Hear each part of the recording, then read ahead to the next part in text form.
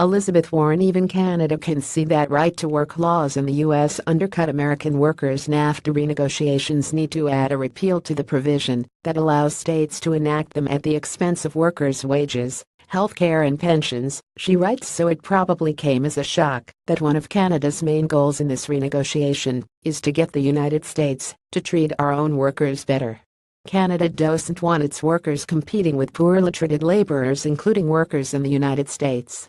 And they have a specific target in mind.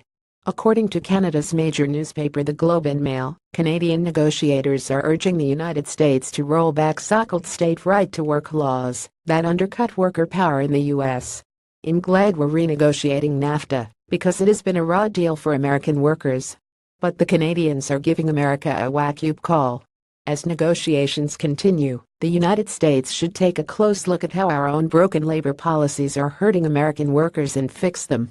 The Canadians focused on so-called right-to-work laws, the state regulations that make union dues optional, even when unions bargain and represent all the workers. These state laws are a powerful weapon in the war against working people. 28 states have passed these laws, whose main purpose is to make it harder for workers to have the resources they need to stand up for themselves. Because of these laws starving unions of resources, union leaders face an uphill battle when they try to help workers join together to advocate for higher wages and benefits. And the completely predictable consequences for workers in these states have been devastating. Strong unions lift wages for all workers, even those workers who aren't union members. Union membership is sharply lower in right-to-work states. After all, that was the whole point of these laws. And the impact is clear in right-to-work states. Wages are lower, and employees are less likely to have access to employer-provided health care and pensions, and that's true for union and non-union employees. The decline in unionization over the last 30 years has hollowed out America's middle class.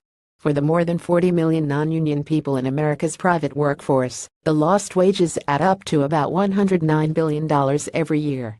Unemployment has declined, and corporate profits have gone up, but workers don't have the kind of bargaining power that unions once created.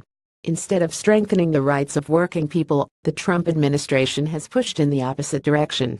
Since taking office, President Trump has signed several laws that directly undermine the wages, benefits, health and safety of American workers.